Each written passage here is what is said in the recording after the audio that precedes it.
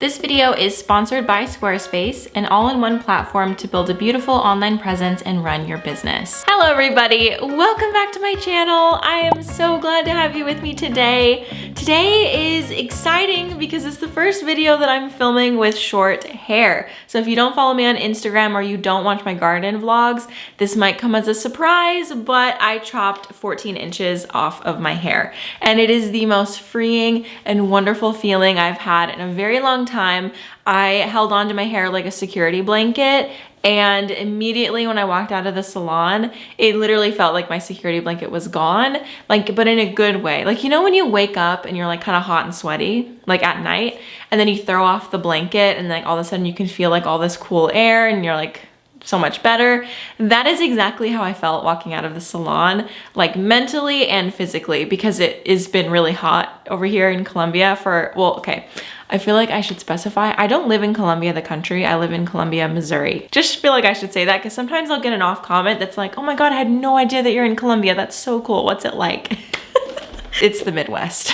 It's pretty average, but it's very beautiful. It's very, very beautiful. I should say that. But anyway, it literally just felt like a weight was lifted off of me. Like I felt the breeze on my neck and like I just felt so much lighter. Like when I toss my hair around, like I just feel weightless. So I would highly suggest it if you're holding onto your hair for security blanket reasons. Maybe consider chopping it whenever you feel ready, because there's been several times where I've felt like I wanted to, but I definitely didn't feel ready. And I feel like if I would have done it in those times before I was ready, I would have been really upset. But I think that I waited just the right amount of time. But anyway, this video is not about my hair, but I just figured I would chat about it really quick because I posted about it on Instagram and I got, I think, more comments on a post than I ever have in my life. So I think that everybody is really, I don't know, excited for me in this new adventure. And it is just hair, but it is still like a really fun thing. Today, we are going to be talking about my July favorites. Well, the first thing that I should say is the theme of this video is basically the comeback kids of my plant collection, because I'm gonna be showcasing 3 plants today that have really just like come back from a really concerning place, okay? So first, starting off with my Philodendron Mammy Eye. This plant and I have really been through the ringer. I shared the full story on my Instagram. So if you want to hear the whole story, you just look for the photo of this plant. It wasn't too long ago, and then you can read like the full story of everything that happened. But I'll give you a very abridged version. So I imported this plant from Indonesia maybe 2 years ago now. It was in 2019. And when I opened this plant, it was honestly not one that I was like thinking I would be super in love with. I just kind of put it down as one that I'd be, you know, interested in, but I didn't think that it would be my favorite plant by any means. But I opened it and immediately it was my favorite plant in my entire collection. The big leaves were so striking and beautiful, and it really did it for me. I love the big leaf philodendrons. So anyway, I had it for a while and it was really happy. And then probably maybe a year after having it, it was some time, I noticed that it was starting to do a lot of drooping without recovery, you know, so I would water it and it would still be droopy, which that is a pretty telltale sign of root rot. So I unpotted the plant, I excavated the roots and looked at it all, and it did have root rot. I wouldn't say that it was like a really bad case of root rot because there was still some viable roots. So I cut off as much rot as I could, but it also happened to be like a week before I was moving across the country. So there really wasn't much that I could do for it as far as like TLC in that moment. So basically what happened is I moved, the plant lost all of its leaves, and it was a stump for a very long time. I would say 6 months or so. Somebody on Instagram advised me that I should lay the stump on its side and not like up and down, because this is a creeping plant, very similar to the Philodendron gloriosum. And so I did that, and then it started putting out a lot of roots, and then it put out a leaf, which is this. And it looks really crusty, but for me, this was like the sign of life that I needed. And I think that this plant is well on its way to recovery. And it is actually the only plant I have ever really successfully brought back from root rot, and I think that is because it went down to a wet stick to this. Like, I didn't try to recover any of the roots, it just completely grew a new root system, and thankfully it worked out. It has been living in my greenhouse cabinet for a while now. Since it outgrew its little container, I potted it up, and it's actually just sitting in cocoa peat, which is like an eco alternative for peat moss, which I really actually am enjoying propagating plants in coco peat, I think that it's a really good medium. It holds a lot of moisture, but not so much that it's like drowning the plant, and it just acts exactly like soil. So I think that it's a really nice medium. I think that my soil mix, the De La Tanks, is a little bit too airy for a brand new cutting that doesn't have a more established root system. Like you might have to water it more often is what I'm finding. So something like this is a really good go-between to have that consistent drainage, but also that moisture retention that the young plant needs. So anyway, I just have been loving watching this plant develop and grow. And something that's so pretty about these is these beautiful ribbons on the petioles. I'm just obsessed. So anyway, let's go to the next plant. This is not a comeback kid, but I'm bringing this plant out because I want to show you this gorgeous bloom. So this is a Hoya carnosa compacta, and it is a variegated form. If you've never had a Hoya bloom, it is a magical experience, and this one specifically, Hoya carnosa, smells, in my opinion, like a Tootsie Roll, and I wonder what you guys think it smells like if you've ever had one of these bloom. It's just the best feeling ever.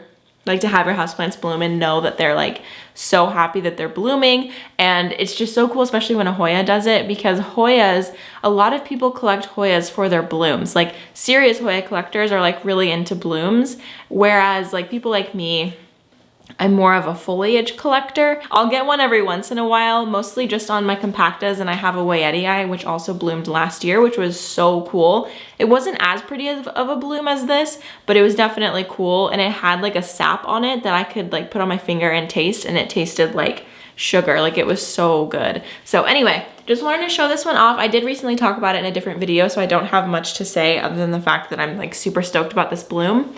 And I wanted to say, if you do happen to get a Hoya bloom, don't cut it off when it's finished. I've seen people like cut it off and like put it in water because it's so pretty, like you want to have it as a cut flower.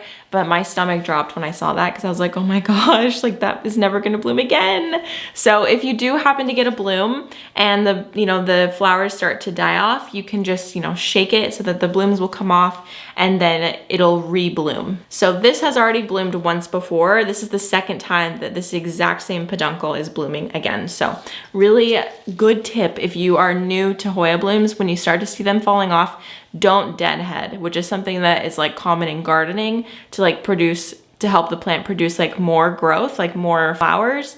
Don't do that with Hoyas, okay? Now let's take a moment to talk about today's sponsor, which is Squarespace. If you're unfamiliar with Squarespace, Squarespace is an all-in-one platform to create a beautiful online presence and run your business. If you are interested in expanding your business into the online space by having a website, if you're looking to create your own platform to do your selling, I would definitely suggest checking out Squarespace because it's a really, really easy platform to basically grab a template, customize it to how you want, and then boom, go live for the world to see. I am creating a website for Potted Together, my podcast, and it is coming along, I'm happy to say. It's been really easy to customize the template that I chose to have all of the elements that feel very us. But if you are wanting to expand into that and, broaden your horizons and your clientele, I would highly suggest Squarespace. So if you'd like to get started, you can click the link down in the description box below so that they know that I sent you, and that will give you a free trial. And then once you're ready to purchase a domain or website, you can use the code Becca de la Plants to get 10% off your purchase. Okay, so in this video, I definitely have more plants than plant products to share because I did recently do an entire plant product video. So I feel like I kind of like need a break from talking about plant products. But something that I'm really excited about is this pot. I got this pot from Bud and Bowl, which is a ceramicist located in Cincinnati. I'm looking at their Instagram right now. So they sell on Etsy. That's where I got this one from. But what was most striking about this pot is the whole saucer situation. So we know that I'm kind of like really enjoying my pottery journey, like finding beautiful new pottery. And this is definitely like, I'm so stoked that I found them is all I'm gonna say.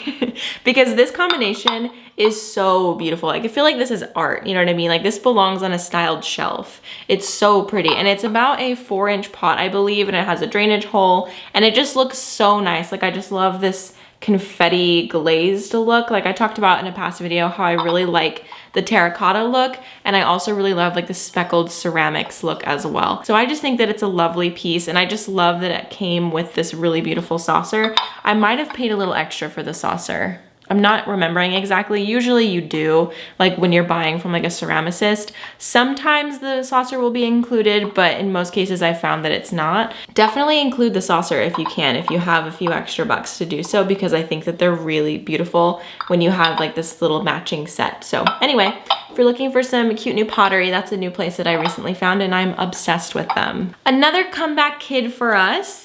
Look at this Aetherium Forgetty Eye. So my Aetherium, actually I should say, are all comeback kids right now. Like all of them are thriving in my greenhouse cabinet.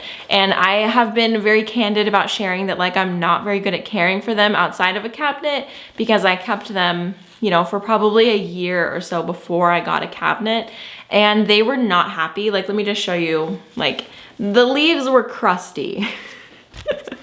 And like the plants were getting spider mites like all the time, so they barely even had time to like do anything because they were constantly getting spider mites, because I struggled with spider mites really badly for a very long time, and I'm just now coming out of that. Like knock on wood, I haven't had spider mites in a very long time. Like I got them a few times right when I moved here, but that was in October of last year. So hopefully this is a sign that the high humidity here kind of deters them a lot, because it is very humid here as compared to, you know, where I lived in Tucson. So anyway, with that being said, this new leaf came out on my Forgetty Eye, and the Forgetty Eye was honestly one of those Aetherium that like I didn't think was that cool. Like I did think it was cool, I should say, but all of my leaves were coming out like looking so bad. And so I kind of very quickly fell out of love with this plant. And then this leaf comes out and I'm reminded like as to why this plant is so freaking cool. So you can see that it doesn't have like, what is this called? Lobes. It doesn't have lobes. It's just completely round on the top, which is so unique and cool. And I like seriously love this plant so much because it just is so different than any other Aetherium that I've seen. Like there's some Aetherium that the lobes come so close to each other, they sort of overlap and make this kind of a look, but this one is truly lobeless. I just think it's really awesome. So if you are looking for like a funky Aetherium, maybe check out a Forgetty Eye. I think that they don't usually sell for very much money. I mean, I don't know with the current plant market, but when I bought this a couple of years ago, it wasn't, I mean, it was expensive. I probably paid like $80 for it, but in the scope of like how big it was at the time, and also I was buying it stateside, like I bought it from a seller, I think out of Florida or something. $80 was pretty cheap for this plant at the time. I don't know how much it's selling for anymore. I'll have to look back at the video and see how much I paid, because I'm even thinking that I paid less than $80. I might have paid like 60 or something like that. So anyway, if I'm remembering correctly, it wasn't one of the more expensive Aetherium, and I think that it is super cool and super unique. So if you can get your hands on one, I highly suggest. And put it in a greenhouse cabinet so you don't have to worry about it, because it'll be so much happier in all that humidity. The next plant that I want to show is this little cutting of a Albo Monstera. So this is a cutting from my personal Albo Monstera. It is the first cutting that I've taken off of it because I was honestly so scared to take any cuttings off of it, but it's getting to the point where it's like really outgrowing its moss pole, and it was just like starting to lean a lot. So I figured that I would cut this off because I am going to be giving it to a friend. So please, in the kindest way possible, I'm not gonna be sending it to a random person who asks for it in the comments. You know what I mean? It already has a home. I've already, you know, I haven't told the person I'm gonna send it to them, but it already is taken. So, you know, very kindly just wanted to share that with you guys that it's taken. But I wanted to share that I'm really excited to be propagating it, because I'm propagating it in spag, if you can see, but I'm considering moving it to the cocoa peat, because I was just talking about the cocoa peat and it worked really well for the Mammy Eye. So I'm kind of intrigued to try it. But I used to be strictly a water propagator. Like I was very against spag, I guess cocoa peat or leca propagations because I just felt it was too risky. I wasn't very good at it, so I didn't really talk about it. I didn't really try it. Until recently, I have done a lot more propagating in sphagnum moss, and I feel like I understand how it works a little bit better. But basically with propagating in spag, I sort of treat it more or less like soil. So I, obviously I saturate it, I like wring it out, put the plant in it, and then I let it dry out a lot like I would with soil. Not completely to where it's bone dry, but I do let it dry out quite a bit, and then I'll run some water over it to re-moisten it, and then just keep cycling through like that. And since I started doing it that way, my plants that I've propagated in sphagnum moss have been so much happier and so much stronger, and I think that that really is the key to it, because before I was never letting it dry out, and I would get root rot like all the time on my stuff that I was propagating in sphagnum moss. So if you're new to propagating in spag or you want to try it out, I would suggest treating it a little bit more like soil than not. So that's something that helped me out. I'd say don't let it dry out for too long, but make sure that when you're getting it wet, you're sort of, pushing on it to let out excess water so your plant isn't drowning. But anyway, point is, I'm really excited to try propagating this on my own before I send it to my friend, more or less as an experiment for me, but also to make sure that it has like the best chance of living, because I've just heard way too many horror stories of Monstera albos like dying in the mail or dying soon after arriving, and it makes me really sad because this is like one of my most beautiful, most prized possessions. These leaves are literally the most beautiful leaves I have ever seen on an Albo Monstera, if I may be a little biased. So I want to make sure that it has the best chance of living, and so yeah, I'm just gonna help it out by doing a little bit of pre-propagating before I send it off to my friend. But just wanted to share that I'm trying some experiments, I saw somebody comment on one of my videos about the California plant update, and they're like, hey, it's just like so nice to see plants that are allowed to just grow and not get chopped up all the time, because obviously there's a lot of people who love experimenting with their plants and like chopping and propping and doing all these things. And I was really like that in the beginning, but now I'm more like, I just want to see my plants get big, and I want to see what they do with time and effort and love. So it's been really fun to not touch a lot of my plants and just see what they do. And then of course there are still plants that I'm constantly fiddling with, but it is nice to just sort of chill out on the propping and just let them live. Next thing that I want to talk about is this book. It is called Lawns into Meadows, Growing a Regenerative Landscape. I've talked about in the past how I live on 7 acres. I feel like a broken record, I'm always saying it, but I have a lot of land for a person who used to live in the city. It feels like a lot to me. So basically, half of that land, I would say that we quote unquote cultivate. We mow it, we have the garden on it, we have trees, we have the yard where the dogs can go. It's like fenced off and everything. And then there's an entire area behind our house, behind these trees. It's just a really big field. And there's a barn out there, and it's not like we haven't touched it. So before we moved into this house, this land was pretty untouched, and like nobody really weeded, nobody mowed.